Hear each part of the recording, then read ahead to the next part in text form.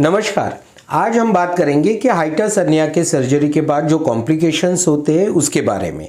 इसमें सबसे बड़ा कॉम्प्लिकेशन ये होता है कि पेट में गैस बनने की जो समस्या है उसका प्रमाण काफ़ी हद तक बढ़ जाता है। मतलब कुछ भी खाने के बाद पेट एकदम भरा भरा लगता है, पेट टाइट हो जाता है, ब्लोटिंग होता है, गैस इतना बन जाता है कि पेट एकदम कड़क हो जाता है। और उसी कारण की वजह से अगर पेट कड़क हो गया तो होगा क्या, उसका प्रभाव डायफ्राम पे आएगा और उसके वजह से ऊपर जो फेफड़े लंग्स है उस पे प्रभाव आएगा। तो कुछ लोगों में ये सर्जरी के बाद सांस फूलने की समस्या भी दिखाई देती है, कुछ लोगों में छाती में भारीपन लगता है। ऐसे कई सारे कॉम्प्लिकेशंस इस सर्जरी के बाद होते हैं। आज उन्हीं के बारे में बात करेंगे कि आखिर इतनी बड़ी सर्जरी करने के बाद भी ये प्रॉब्लम क्यों नहीं सॉल्व होते, ये प्रॉब्लम इनफैक्ट ये गैस बनने की समस्या क्यों बढ़ जाती है, उसके बारे में आज हम बात करेंगे।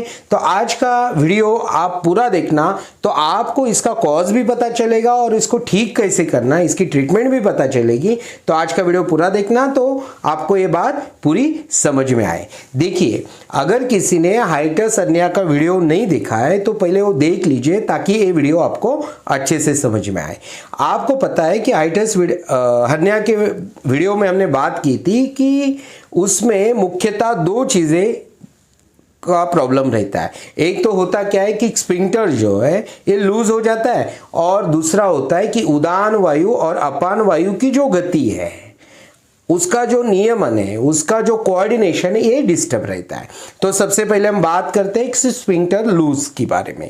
देखिए, अभी स्फिंक्टर लूज है, ओके, तो ये सर्जरी में करेंगे क्या, ये स्फिंक्टर को टाइट करेंगे। लेकिन कितना टाइट करना है, इसका जो मात्रा है, टाइट करने का प्रमाण कितना होना चाहिए ना, ये बड़ा क्रूशियल है, ये बड़ा मतलब प्रॉब्लमेटिक है, समझ में नहीं आता। सर्जन्स लोगों समझ नहीं पाते। क्यों नहीं समझ पाते? उनकी गलती नहीं है, उनकी गलती नहीं है, क्योंकि वो तो उनके अनुभव के तौर पर वो टाइट कर देते। लेकिन होता क्या है कि जो लोगों में उदान और अपान वायु की जो गति है, जो लोगों में उदान वायु और अपान वायु की जो गति है, मतलब शरीर में जो वायु की गति है, शरीर में जो घूमने वाला वायु है, उसका अगर प्रमाण ज़्यादा है तो वो लोगों में अगर टाइट किया हुआ स्फिंक्टर, ये लोगों के लिए ज़्यादा टाइट हो सकता है या किसी किसी के लिए वो कम टाइट हो सकता है। मतलब एग्जैक्ट कितना टाइट करना है ना, ये एग्जैक्ट किसी को नहीं पता। वो तो उनके अनुभव के तौर पर कर रहे हैं, लेकिन वो किस पे निर्भर करता है कि शरीर में जो वात घूम रहा है वो कितना है, और वो हर व्यक्ति के शरीर में अलग अलग है। इसका मतलब ये हुआ कि हर व्यक्ति के जो स्फिंक्टर है उसको टाइट करने का जो प्रमाण है वो हर व्यक्ति का अलग अलग है। समझ रहे बात को? क्योंकि वायु जो वात है शरीर में घूमने वाला वो अलग अलग है। लेकिन जो एलोपैथी के डॉक्टर्स है, जो सर्जन्स है, वो वायु के बारे में, वात के बारे में नहीं जानते, क्योंकि उनकी पढ़ाई में वो है नहीं। तो वो तो उनके अनुभव के तौर पे टाइट कर देते। लेकिन अगर वात शरीर में डिस्टर्ब रहेगा, अगर उदान वायु और अपान वायु डिस्टर्ब रहेगा, तो होगा क्या कि अगर किसी किसी के लिए वो ज़्यादा टाइट हो जाएगा, किसी किसी के लिए वो कम टाइट हो जाएगा। फिर जिनके लिए अगर वो टाइट ज़्यादा हो गया तो होगा क्या कि डकार ऊपर आएगी नहीं। जो गैस बन रही है वो पेट में, वो डकार के माध्यम से ऊपर से निकल जाती है। बीच बीच में जो नॉर्मल डकारें आती है उसमें से गैस निकलती है। लेकिन होगा क्या है, ये स्फिंक्टर टाइट हो गया तो डकार आएगी नहीं। फिर क्या होगा, पेट में ही गैस बनेगा। फिर पेट को क्या ऑप्शन है, स्टमक को और कोई ऑप्शन नहीं, उसको फूलेगा, वो फूलेगा, बड़ा हो जाएगा, कड़क हो जाएगा। तो ऐसे लोगों में कभी कभी लगता है कि पेट में पानी हो गया क्या, ऐसे भी लोगों के मन में शंका आने लगती है। लेकिन इसकी मुख्य वजह है कि वो जो स्फिंक्टर टाइट हुआ है उस कारण ही पेट में गैस बन रही है। देखिए, आप बोलोगे फिर डॉक्टर थोड़ा लूज क्यों नहीं रखते, स्फिंक्टर को थोड़ा लूज क्यों नहीं लगते? भाई उनका भी प्रॉब्लम है, उनका प्रॉब्लम समझिए आप। प्रैक्टिकल प्रॉब्लम क्या है, अगर आपका वो स्फिंक्टर लूज रख दिया तो होगा क्या कि आपको फिर से हर्निया हो सकता है, या फिर से आपको एसिड ऊपर आने की, एसिड रिफ्लक्स होने की संभावना हो सकती है। तो ज़्यादातर प्रीफर करेंगे कि उसको टाइट ही करना, ठीक है। इसी वजह से स्फिंक्टर टाइट होने की वजह से ही आपको डकार नहीं आती, आपके पेट में गैस बनता है, ब्लोटिंग की समस्या बनती है, सांस फूलने की समस्या बनती है और न जाने कितने सारे प्रॉब्लम ये स्फिंक्टर ज़्यादा टाइट होने की वजह से होते। लेकिन अगर उसको लूज रखा तो फिर रिफ्लक्स का प्रॉब्लम हो जाएगा, हर्निया का प्रॉब्लम हो जाएगा। इसलिए ये जो सर्जरी है ना, ये बड़ी कॉम्प्लिकेटेड सर्जरी है। ये सर्जरी के बारे में अगर आप रिसर्च पेपर पढ़ोगे ना तो वहाँ पे ऐसे दिखाई देता है कि भाई ये सर्जरी करके मतलब है या नहीं है, क्योंकि 50% 30% लोगों में सब गैस बनने की, गैस ब्लोट सिंड्रोम बोल के जो कॉम्प्लिकेशन है, जिसको ब्लोटिंग गैस बनने की जो समस्या है जिसके बारे में अभी मैं बात कर रहा हूं, ये तो लगभग कितना 54% लोगों में पाया जाता है। वो रिसर्च पेपर का मैं लिंक डिस्क्रिप्शन में दे दूंगा। किसी ने भी सर्जरी करने के पहले इस सर्जरी के बारे में आपको पढ़ाई करना जरूरी है।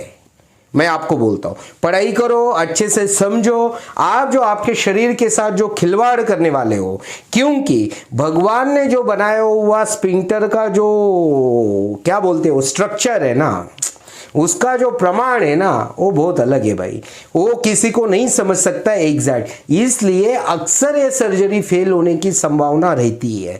इसलिए अक्सर ये सर्जरी करने के बाद बहुत सारे कॉम्प्लिकेशंस होते हैं।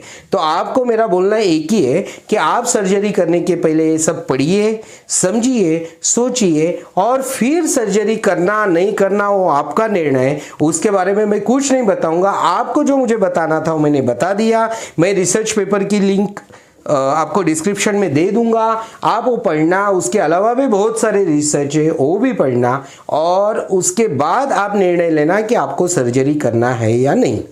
अभी देखिए, अब तक तो बात हो गई सर्जरी के बारे में। अभी बात करते कि अभी जो हुआ सो हुआ। अभी जो लोगों ने सर्जरी कर ली है अभी जो बीत गया, कल बीत गया, उसके बारे में ज्यादा बात करके क्या फायदा। अभी तक की जो इंफॉर्मेशन है उनके लिए फायदेमंद है, जो करने का प्लान कर रहे हैं उनके लिए अब तक की इंफॉर्मेशन है। लेकिन जो कर चुके हैं, सर्जरी कर चुके हैं, उनको निराश होने की कोई बात नहीं है। देखिए कुछ मतलब थोड़ा सा संयम रखिए। होता क्या है ना कि स्फिंक्टर ज्यादा टाइट हो गया ना, कुछ दिनों के बाद हो सकता है कि वो जो वायु की गति है वो धीरे धीरे धीरे धीरे उसको लूज करती है। इसलिए तो अक्सर ये सर्जरी फेल होती है 2-3 सालों में। अक्सर दिखाई देगा, आप वो रिसर्च पेपर में पढ़ लेना। ये फेल क्यों होती? क्योंकि हवा किसी के बाप का नहीं सुनती। हवा का मार्ग कोई नहीं रोक सकता, सीधी बात है। अगर आपके शरीर में वायु घूम रहा है, वो स्फिंक्टर कितना भी टाइट करो, वायु अपनी जगह निकालती है। तो कुछ दिनों के बाद ये धीरे धीरे ढीला होने की संभावना होती है।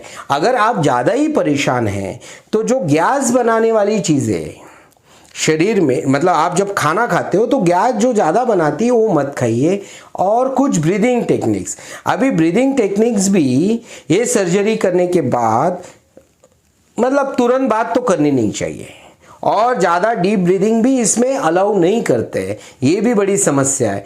तो कुछ आयुर्वेदिक दवाइयाँ ऐसी है जिसके सारे ये जो गैस बनने की समस्या है उसका प्रमाण कम किया जा सकता है, उसको सॉल्व किया जा सकता है। अभी आप बोलोगे दवाइयाँ बताओ, देखो भाई मैं पहले ही बता रहा हूँ, जैसे स्फिंक्टर टाइट करते वक्त प्रॉब्लम क्या हुआ कि हर व्यक्ति के जो गैस है, हर व्यक्ति के शरीर में जो वात घूम रहा है उसका प्रमाण अलग अलग है, इसलिए तो वहाँ प्रॉब्लम हो रहा है। वैसे ही अगर मैं आपको दवाई बताऊं तो इसका मतलब ये नहीं कि दवाई सबके लिए काम करेगी। हर व्यक्ति का शरीर अलग है। वात, पित्त और कफ इसका प्रमाण जाने बिना दवाई देना ये सही आयुर्वेद नहीं है। आयुर्वेद क्या है कि अगर आप किसी को दवाई दे रहे हो तो उसके पहले पूरी तरह से जानकारी लेना, पेशेंट के तरफ पूरा उसका एनालिसिस करना, उसके शरीर में वात, पित्त, कफ का कितना प्रमाण है उसके बारे में पूरी जानकारी लेना जरूरी होता है। इसलिए ज़्यादातर इस चैनल पे आज तक मैंने दवाई नहीं बताई। बहुत लोग पूछते हैं दवाई, लेकिन हम नहीं बता पाते क्योंकि आयुर्वेद में बीमारी के लिए दवाई नहीं होती। आयुर्वेद में दवाई होती वात, पित्त, कफ के लिए। समझ रहे बात को? इस वजह से दवाई आप किसी भी आपके नज़दीक जो आयुर्वेदिक प्रैक्टिशनर रहेंगे उनसे संपर्क कीजिए, उनके पास चिकित्सा कर सकते हैं। तो आप अभी तक समझ गए कि गैस क्यों बना। और अगर आपने सर्जरी कर ली है तो निराश होने की बात नहीं। कुछ लोगों में एक बात मैं बोलना भूल गया, कुछ लोगों में ये सर्जरी के बाद डर लगने लगता है। मुझे एक यूपी उत्तर प्रदेश से एक फ़ोन आ रहा था, उस व्यक्ति मैसेज फ़ोन कितनी बार, मतलब लगभग उसने कितनी बार मुझे फ़ोन किया आप सोच नहीं सकते, और हर बार एक ही चीज़ बता रहा है। मतलब वो इंसान कितना डरा हुआ है। उनका नाम कुछ बंटी कुछ नाम था। अगर वो वीडियो देख रहे तो उन्होंने कमेंट में अवश्य डालना है, तो लोगों को पता चलेगा कि जो बातें कर रहा हूँ वो सच कर रहा हूँ। तो इतने परेशान थे कि हर बार फ़ोन करके एक ही बात करते कि भैया मुझे डर लग रहा है। वो प्यार से मुझे भैया कहलाते थे और बोलते थे कि भैया मुझे डर लग रहा है। तो उनकी आवाज़ में एक डर था। अभी ये डर क्यों बढ़ता है उसके बारे में थोड़ी जानकारी लेते हैं।